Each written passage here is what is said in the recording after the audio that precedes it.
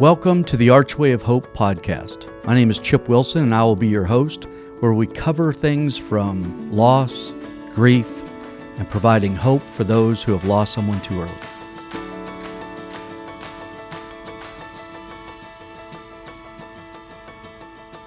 Welcome to another episode of the Archway of Hope podcast. I'm your host, Chip Wilson, along with Paul Allison and Dr. Krista Donaldson. And today we're going to talk about comparison in grief. What it's like when your grief is different than someone else's and you want to justify it maybe, or struggling with, wrestling with, my grief's different. You know, I'm in a different situation, so you can't really understand my grief because mine's unique to me. And before we started, we were talking about different examples of it off the air, and it's really interesting, the different layers of it. And in your practice, do you run into people that say, well, you know, here's my unique grief and it's worse than anybody else's because of X, Y, or Z?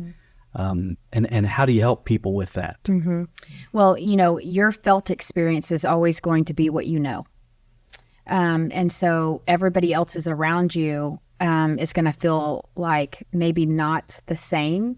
And of course, you're going to recognize like, no, mine is worse because of, or I'm feeling this because of. And so, you know, just in general, comparison is such a thief of our joy. You know, coveting what your neighbor has, or wanting or desiring something, or finding fault with somebody else because really you're just, you know, envious or, you know, feeling something. That is a real thing, right? In grief, it looks like maybe saying things like, you know, well, but I was a mom to this child for all of a decade of their life, or, you know, however long. And you're grieving because you had a miscarriage, and that is not the same. And the person that's having the miscarriage, maybe for the 10th time, is saying, well, at least you got to have them for some time. Right. So that comparison really robs us of our ability to fully grieve our own situation. And so in situations like that, we would definitely want to segregate those, right? The grief of a person who had their child for a certain amount of time is going to look different than the person who, you know, lost them to a miscarriage or multiple miscarriages, or have tried IVF over and over and failed attempts. And so that thought that you're going to have this thing and then you don't is very real to them, while the feeling of losing their child after so many years and not expecting it is also a real thing. And then that part in between where a person has their child, but they're born with some kind of abnormality or medical issue, and they know that their journey is going to be long and hard, and there's going to be surgeries, or, you know, they're going to have specialized treatments or whatever, and then they lose their child. Because sometimes somebody will say, well, honestly, technology can save so many children way before they should be saved. My own story is included in that, right? When I almost had a 21 and a half week, you know, child born, and we made it to 23 and 6, and we had a very limited amount or percentage chance that child would even survive. And if they did, what would that level of support and care need to be? And another person who had a baby a week later, which is supposed to be very life-saving, and opportunities given to that child that look very different, they actually have more things that they have to do specialized medically than we do, which does not make sense, right? And it's not the same. It's not quite the same. It's the same as far as having a baby born too early. But their grieving process that they are still dealing with, and our grieving process even, you know, for us having a child that has autism but is very high functioning or mildly, you know, on the spectrum. So they're expected and they look normal, but every day is not normal, and it's very hard, right? Sure. It's almost easier to have it outward and very present, so people go, okay, well, you can see that something is hard there. Something is a little bit different, right? So everybody has their own grieving process through these things, and comparison has no place in it in some ways, right? And to do that, you have to really kind of lump it into a group. So people that are NICU graduates, right? So neonatal intensive care unit graduates, that looks different, what that family has been through. People that have a medical journey with their child ongoing, that looks different. People that have a child for a longer period of time and then lose them unexpectedly, that looks different. People that are battling a terminal disease and you have time with them, but then all of a sudden something takes a turn and you lose them earlier than you anticipated, that also looks different. So that would be where we would be looking at for a comparison of loss. The one that sticks out to me, through the work that we're doing at Archway, we run into so many different scenarios, but the one is a family who one of their kids was murdered by someone else, and the loss is real. He was early 20s. The loss is real, but the person who took his life is still alive. And he is sitting in prison, but he has rights and privileges that prisoners get, and his family can still see him and talk to him, and still watch TV. He still has 3 meals a day, all of those things. And the family is grieving, obviously, and will continue to grieve. But it's different than someone who, lost a child by accident. There's no one's fault, or a family who loses a child from SIDS that was 3 weeks old. Whatever the case might be, it's all different. But how do you deal with that person who took my son's life and is still alive? That grief has got to be a different type of grief. And to go with that as well, some of the cases where somebody was hurt with a caregiver. So they trusted a caregiver and they bring him to this caregiver. I mean, there are multiple stories, of this, and they trusted that person, and they are thinking every day they're bringing this child there. And then they start to notice that their child doesn't want to go, or they're, like, okay, what is the problem here? And you can't figure it out because it looks safe. It's being told to you it's safe. And then you're bringing them to this place not knowing that the whole time it was unsafe. And then that guilt and grief that you have coupled with the loss of that child as a result of the care that they were giving, right? That's a whole nother ball game within this. And it's hard. It's very hard. Like, you have people saying, well, you should have known, or how did you not know, or you should have listened to your child. All of those things that just really tear apart family systems and people's psyche and mental well-being. And then also being able to see that that person that harmed your child is having rights in prison, and, I mean, they're a human being and their rights are their rights, however that is. But also the hurt that you're experiencing because your child deserved a right to be safe.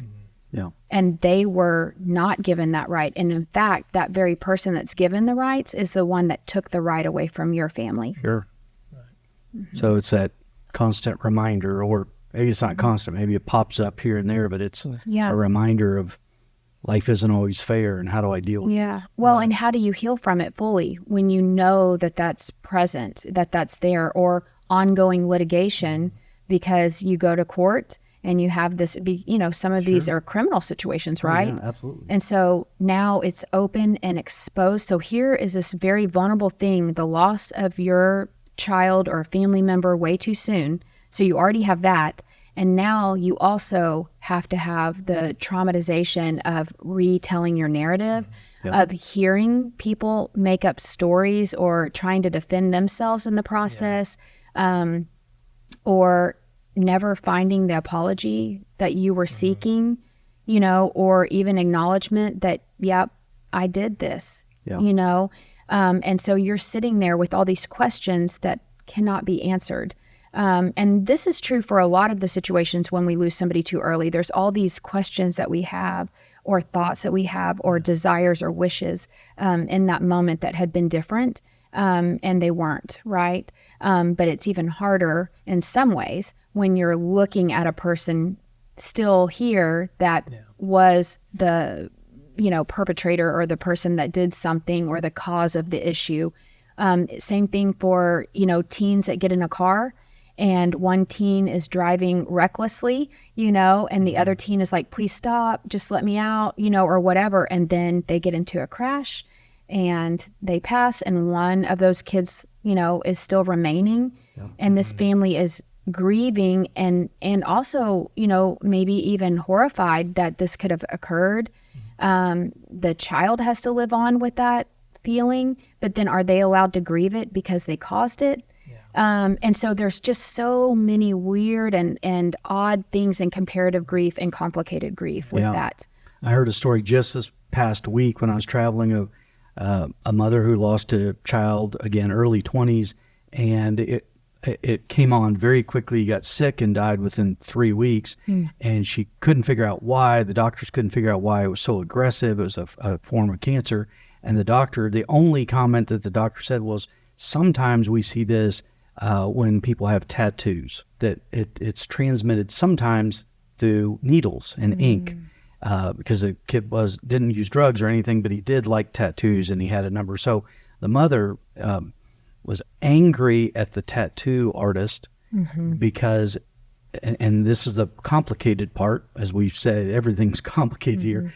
There's no empirical evidence that that's what it was, but in her mind, she created, okay, I heard the doctor say it could have been from a tattoo. So she went straight to, okay, that is the source, because she needs an answer to why this happened. And the tattoo artist is still in business every day. So her anger or frustration is, we don't know that's what he died from, but in her mind, she's created the narrative that's what caused it, and that person's still in business. They're still doing it, possibly to even others. In that constant narrative over and over and over again, it's almost like she's grieving through anger. She's not dealing with her son's loss completely because she's focused on the root, in her mind, the cause. And she's displaced her grief and her maybe even like, because we don't know how she felt about tattoos in the beginning. Is this a situation where she didn't want her child to have tattoos and then he got them anyways, or she got them anyways? And so there's that displacement too, displaced anger and grief going towards the very person that had the pen in place doing the work, right? Instead of understanding that it's choice. We take a risk every time we make a choice. Sometimes it works out and sometimes it doesn't. And that's a very hard thing when you are hurting to be able to recognize. Yeah, to her, the main thing was, that, but hers was she needed to understand how. There was no evidence that that's how it happened, but in her mind, she needed or wanted to know what happened. So she assigned blame to the tattoo artist, and that's where the fixation went. Even though there was no clear evidence that was the cause, in her mind, she needed a cause. And unhealthy because it's caused a lot of ongoing frustration because she can't deal with it. Yeah. In addition to there being grief comparisons on how or when somebody was lost too early, do you find that there are comparisons in grief on how the person lost might have lived their life? Like one person had the quote unquote perfect kid who contributed to society and was a friend to everyone. Then somebody else had a troubled kid or a troubled spouse or a troubled sibling. Are there comparisons in those scenarios as well? Yeah, we can make a comparison for anything, right? Yeah. Like I did everything right and I studied really hard for this test and I didn't pass it, but then that person was squirrely and passed it with an A, right? They still earned it, Yeah.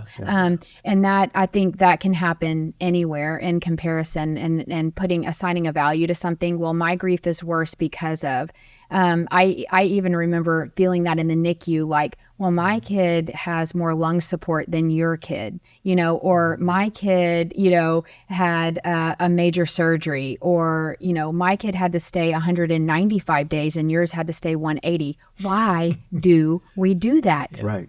Yeah. Why do we do that? It doesn't matter. If it was 2 days and it was traumatizing to you, that's plenty, right. as opposed to somebody else's 160 or plus. It doesn't matter. It's what you experienced in that moment. So Is it because we feel so terrible about this that there's no way, I just don't feel like there's any way anybody else could feel worse than I do in this moment. And here are the reasons why. Yeah, well, I think we assign severity to everything, right? How severe is the illness? How severe is the situation? How severe is the disorder?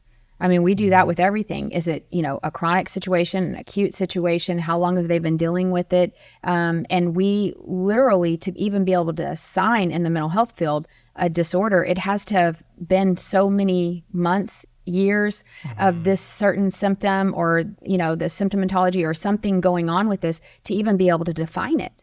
And so we have been given this, kind of understanding in life in general, or like pain. When you go to the doctor, what do they say? They have the little happy to unhappy face, 0 to 10, rate your pain, right? Rate where you are right now on anxiety, rate where you are in your depression, rate where you are in satisfaction in your marriage, rate in, how much you want something to change in your workplace. Everything is some kind of Likert scale or, some kind of understanding from a numerical standpoint or leveling, right? Scaling. Something like that. And so when we look at people who, have lost someone, you have somebody who lost their parent and their parent may be in their 70s, right? And then you look at somebody who lost their son at 15. That person who lost their son at 15 is going to look at that situation and be like, hey, listen, at least you had them for that long. You had an opportunity for them to see all these things. They're going to feel that, rightly so, right? Sure. The person up here is going to be like, you had that child for that long, but, they gave you a really hard time. And my parent was amazing for me. So and they were healthy and they were fine and they weren't putting themselves into jeopardy. So yeah, this feels, you can't assign any kind of perfect scaling system for how somebody else feels it, but you will. You'll do that because that's human nature. We're constantly sizing up the person next to us. Am I as pretty? Am I as handsome? Am I as buff? Am I as rich? Am I as kind? Am I as, gregarious? Whatever it is, you're going to always assign some kind of comparison to it. And we do that even in our grief. And it really has no place. And we have to remember that this is important to me. Now, I believe that you do have to categorize it if you're going to lead like a grief group of some sort. So I would never put somebody who had a child at, say they lost them at 10 years old in the same group that I would put somebody who had a miscarriage, right? They're not going to be on the same page.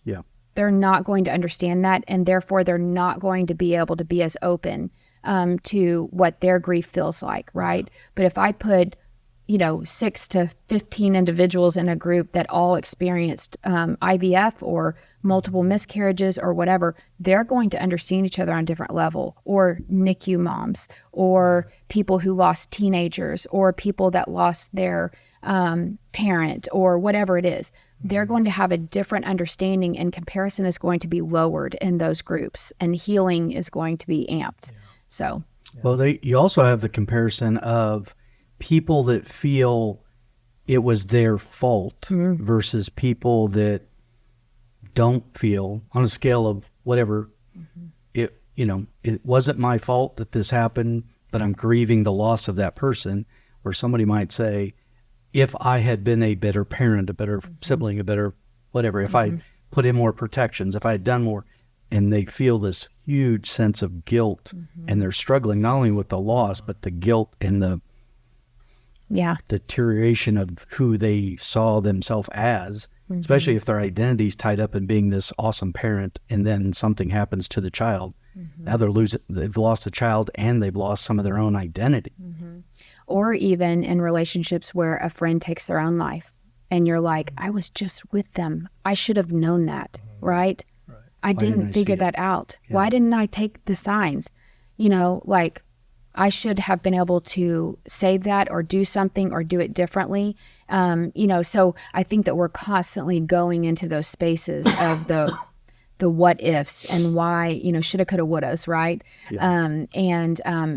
But I do think that we have to give merit to exactly what that feeling is, You know, that feeling of like, okay, why are you feeling responsible for this person's death? Why? What is it? What do you think could have been done differently? How do you think you could have stopped, you know, their car from going over the train tracks, you know, or from them texting and driving, or from them having a fight with their boyfriend or girlfriend and driving angry, you know, or whatever. I mean, gosh, we could go on and on and on about all the different things here. But really, when it boils down to it, you're just really sad. Mm-hmm. You weren't ready for it, you know? And so let's just boil it down to the base facts. And everybody experiences that similarly. Yeah.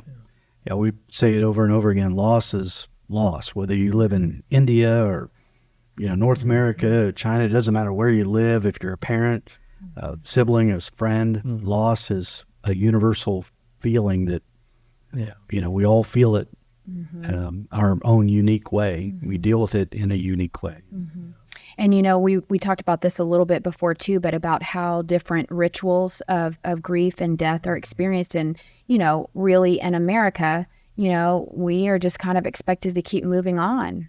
Like, you have something happen and it's just like, okay, well, it's been a week, 2 weeks, 3 weeks. We even have been trying to work out of that narrative of like maternity and paternity leaves and stuff like that, right? Of like, we should give more time to this for people to just sit in that moment for a minute. Same thing with grief. We don't give that ability most of the time. I think we're trying to get better as a society, but a lot of times it's just been like, you know, keep going. I had somebody the other day that said, you know, so-and-so lost so-and-so, and the next day they were at work. And then somebody else lost somebody and had to quit their job and haven't been back in 5 years, you know? So like everybody handles it differently, but I was kind of researching some of the rituals of other countries. And, you know, there are some that literally exhume the body 5 to 7 years after their burial ceremony and take care of them again. They rewrap them and they cover them in perfumes and they, you know, love on them and speak to them and pray over them and then put them back in with care, whatever the condition of that is, and put them back in, you know. And then there's some people that have like a certain period, like you can, the surviving widow, you know, can only wear black for a year. And then after that, it can only be dark colors for the rest of their life. They literally carry this with them in other countries for the rest of their life. So it's like basically saying, I will never be able to move past this. I will always be the widow, always, you know, whereas in our country, you know, people experience the death of a person that's special to them. And a year later, maybe they have a new person in their life. It doesn't mean that they don't still, you know, love that person or care about that person. It just means that they're moving forward on it. And we don't have an expectation for somebody to have some kind of thing that tells us that they are a widow or that they've experienced that, unless they choose to acknowledge that with that person. But in other countries, they do that for years and years and years, even to the exhuming and stuff like that and caring for them, even into their rituals and obligations of anniversaries of that passing. And so everybody just has a different way of doing it. And we cannot say that you have to grieve a certain way when there are so many rituals and ways that other countries do things, and religious beliefs and historical beliefs and familial beliefs that people come with, and we don't even know that. Yeah, we were just talking about this just last night. A group of us were together. Someone here in town that just passed away, late 50s, and it was sudden, it was unexpected. So the family decided to have an autopsy. And when you have an autopsy, you know, they have to, you know, do a bunch of stuff to the body that makes it different. So they decided to have her cremated. So that started a whole debate of the difference between, you know, who believes in cremation versus who believes in open casket burial, and who wants to know the answer through having an autopsy. Who others are like, well, why do you need to know? How does that help you with closure? And we had this debate about it. And there's no right or wrong. It was just how interesting people see I'll even use the word judge Yep, other people's that's exactly the word I was decisions. thinking. The Yeah. judgment, even within your own way of choosing to bury your loved one. Think about financially too with that. It costs a lot of money to Right. bury somebody, to have a casket, to go through all of that, to be able to honor them the way that you want to. So maybe you really feel close to that person and you want to be able to honor them and you can't afford it. Or maybe you have to choose cremation because I'm just throwing a number out there, it's $500 as opposed to $10,000 to go through the rest of it. Maybe you don't even have a choice and you don't necessarily even believe that, but you don't have another way of being able to work through that. Sure. And then yet you have all of this condemnation for your decisions that you made without people even knowing all of the background to it. And that happens just in grief in general. Yep. And what became apparent in the debate last night or conversation was there was people making a lot of judgments who have not lost someone yet, as making assumptions of what they will do when that time comes, where others that have lost someone said, well, it's easy for you to say because you haven't been there yet. Wait till you're faced with that. And it specifically came to where you can rent a casket to have an open casket, and then your loved one is cremated, and then some people in the group were like, well, you rent a casket and just for the showing, and that started a whole debate of back and forth and this assumption of how you're going to react when it happens to you. And you think but how do you know until it actually happens to you? I think that's kind of like parenting too. You know how you're going to do it perfectly, perfect parenting, right? Until you're in the throes of it, and the toddler is screaming because you cut their sandwich in squares instead of triangles, and then all of a sudden you react to that, but yet you were looking at that silently from afar before, going, I would never do that. I would always ask the child or whatever. They have no idea what it really looks like, right? We always have this grandiose idea of how we'll do something better. That squares and different. triangles thing is a real deal. Yeah, right. Even with a grandchild. Yes, exactly. So how do you help walk people through the struggles they have with comparative grief when they're really either being judged or in judgment of somebody else that has lost someone too early? Is there a method that you use, or you just listen to their story and work with them over time? Well, definitely I'm going to hear them, right? Because I can't even know that they feel that way if I'm not able to hear it. And so I'm going to hear it, and then I'm going to say, well, let's kind of experience that for a minute. What are you noticing about that? Why is that a big deal to you? And then see if there's an underlying issue with that. Is it because they, were in constant competition with, somebody else who had something similar to that? Or is it because they feel like their grief is devalued in their social supports? Or that somebody is acting like they shouldn't be as upset about, the loss of their child. Or maybe because they, their child caused something for another person, even though they lost their child also caused harm to another person in the process. And they're supposed to be there for the other people and feel bad about it, but yet they're grieving too. So I would just go into that space with them and allow them to evaluate it and experience it. Like, what is it about this that is important to you? Why is that important to you? What do you wish would have happened instead? How do you want to be able to grieve this? Just giving them opportunities open-ended to kind of, pull it out, and visit each little nook and cranny of those feelings. And then ask them, what do you gain by holding on to that narrative?